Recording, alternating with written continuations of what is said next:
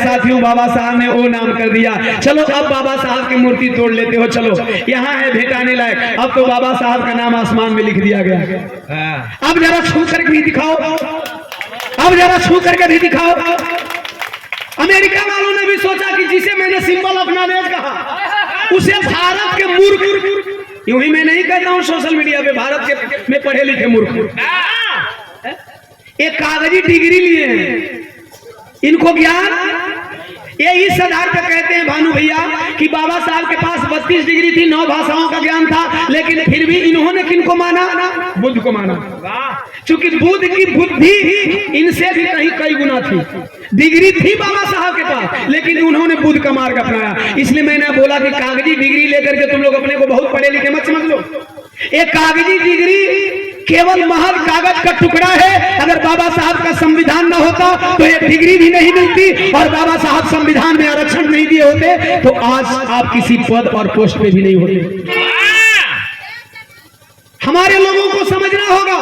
America वालों ने कहा कि जिस विद्वान की तुम लोग तभी नहीं करते हो, जिस विद्वान की तुम लोग प्रतिमा तोड़ते हो, जिस विद्वान की नाक तोड़ देते हो, जिस विद्वान की उंगली तोड़ देते हो, उस विद्वान को मैं उतना ऊपर उठा दूंगा, उतना ऊपर उठा दूंगा कि तुम्हारी नस्लें छूने से तरस जाएंगी।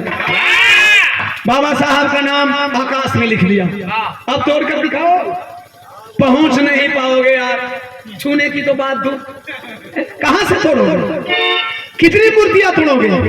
बाबा साहब का विचार मरने वाला नहीं है। साथियों, बातें बहुत हैं, बीच में भाई आके थोड़ा खींच के दिल बत्ती आधा गड़बड़ाएगी। एक बात और कहना चाहें, जब बाबा साहब ने संविधान दिया, ये संविधान की एक कड़ी मैं सबके लिए बता देना चाहता हूं। पहले शेड्यूल कास्ट में खाली चमार ना आवेलो, शेड्यूल कास्ट में पासवान जी आते हैं, शेड्यूल कास्ट में सोनकर भाई आते हैं, शेड्यूल कास्ट में पहाड़ी क्षेत्र में चले जाएंगे तो खरवार भाई लोग आते हैं, मुसहर समाज के लोग आते हैं, पासी समाज के लोग आते हैं, ये लोग धोबी समाज के लोग आते हैं। ये लोग भी नहीं मान पाते हैं कि बाबा साहब ने मुझे किया। लेकिन साहब क्यों नहीं मानते हो? जब आरक्षित सीट आती है ना तो एक घर कभी आप मुखिया बनने का सपना नहीं देख सकते थे, लेकिन बाबा साहब ने आरक्षण में आपको मुखिया बनने का अधिकार दे दिया। आपको क्यों नहीं समझ में आती है कि बाबा साहब ने मेरे लिए किया? बाबा साहब ने सबके लिए किया, बाबा साहब ने सबके लिए किया।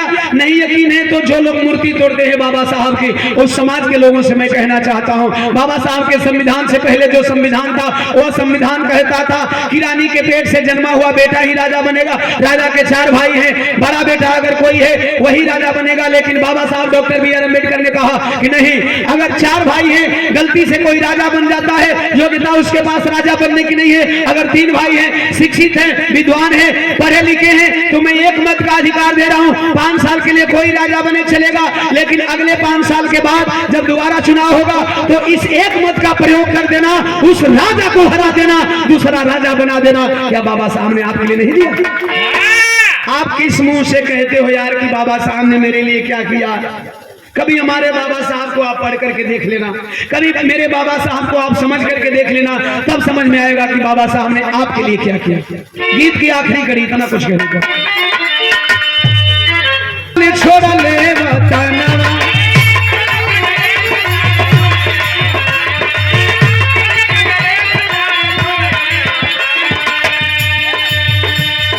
हमें डर है कांग्रेसियों से। एक बंदा पोस्ट देखा तो लिखा कि फलाने कांग्रेसियों के चमचा हैं। इतना खोल करके कोई कांग्रेसियों के खिलाफ और बीजेपी के खिलाफ बोलकर दिखाए, वो भी खुले मंच पे। आप घर के अंदर मीटिंग करते हो, मैं खुले मंच पे बोलता हूं कि सबसे ज्यादा खतरा बाबा साहब को हुआ कांग्रेसियों से। आखिरकार कांग्रेसी चाल चल दिए, कांग्रेसी चाल चले, और कांग्रेसी चाल चले तो बाबा साहब का हश्र क्या हुआ?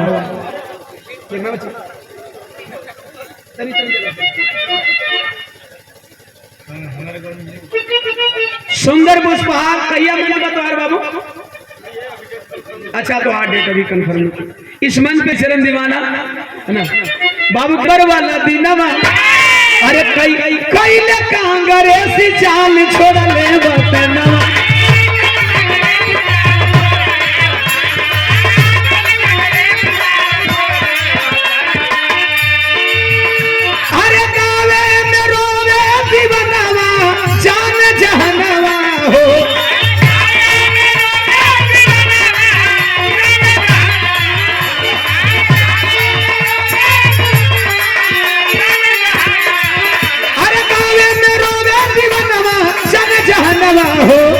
करेला सब ही न मनवा जन जहनवा हो।